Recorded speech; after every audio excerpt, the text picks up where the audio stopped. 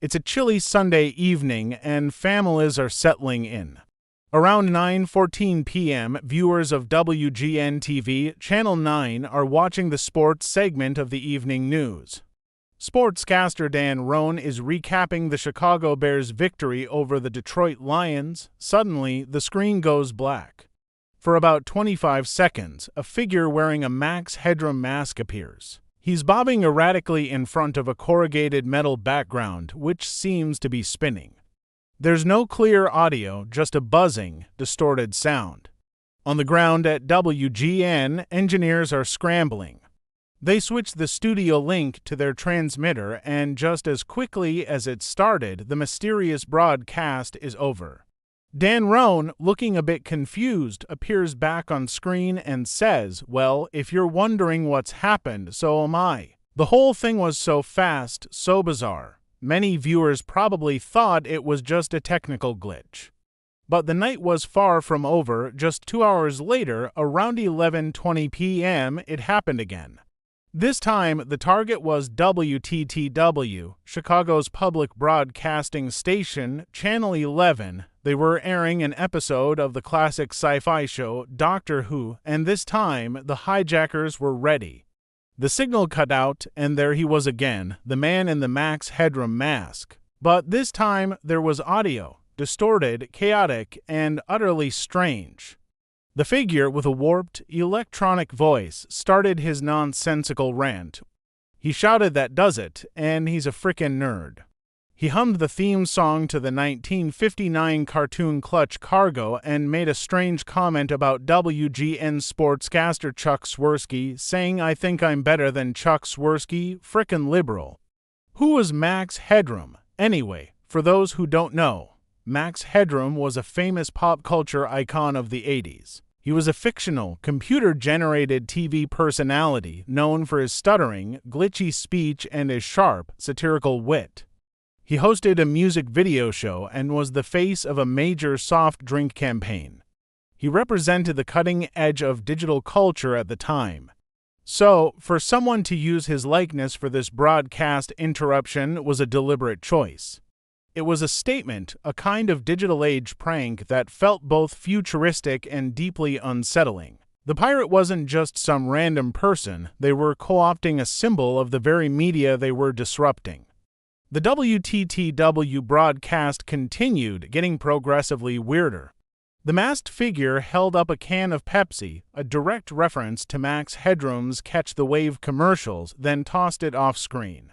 He talked about his brother and wore a glove that he said he was holding up to the screen. The monologue was rambling and filled with inside jokes that no one could decipher. He hummed, he moaned, he laughed maniacally. The corrugated panel in the background continued its dizzying spin. The whole scene was chaotic, almost like a piece of performance art beamed directly and illegally into thousands of homes. The most infamous part of the broadcast came towards the end. The camera angle shifted, showing the lower half of the figure's body. An accomplice, wearing what appeared to be a woman's dress or maid costume, spanked his exposed backside with a flice water. The masked man screamed in a distorted voice. It was a moment of pure, unadulterated absurdity. It was shocking, juvenile, and completely unexpected. Shortly after this bizarre act, the screen went dark and the regular programming of Doctor Who returned. This interruption lasted for about 90 seconds. But in that minute and a half, the hijackers had cemented their place in television history. In the aftermath, chaos and confusion reigned. WTTW received a flood of calls from bewildered viewers. The Federal Communications Commission, the FCC, immediately launched an investigation, as did the FBI. Broadcast signal intrusion is a federal crime punishable by hefty fines and prison time. But the investigators had very little to go on. To pull this off, the hijackers needed sophisticated and powerful transmission equipment. They had to overpower the signals being sent from the TV station's broadcast towers, which were located on top of two of Chicago's tallest skyscrapers, the John Hancock Center and the Sears Tower, now the Willis Tower. The prevailing theory is that the pirates used a powerful microwave transmitter from a high-rise building with a clear line of sight to the broadcast antennas. By sending out a stronger signal on the same frequency, they could effectively hijack the airwaves.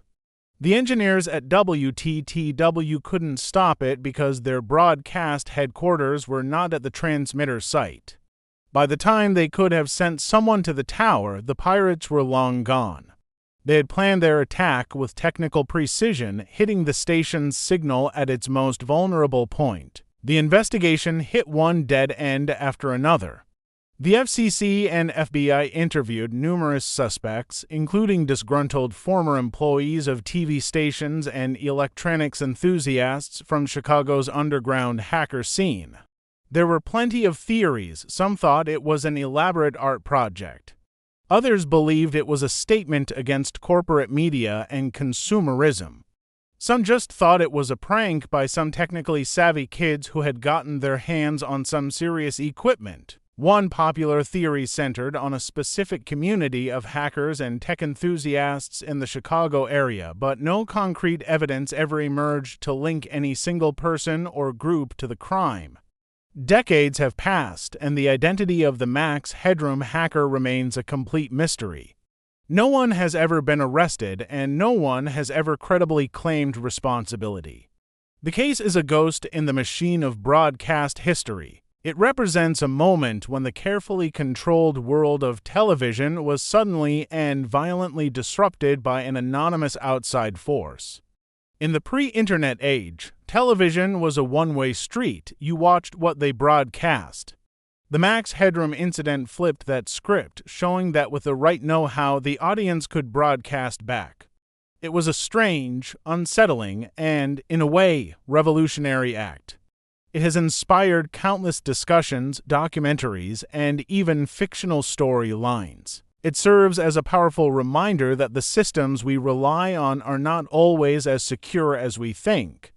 The image of that grinning, glitching mask remains one of the most haunting and memorable images in television history, a phantom from a bygone era of analog signals and broadcast towers whose bizarre message continues to echo in our digital age.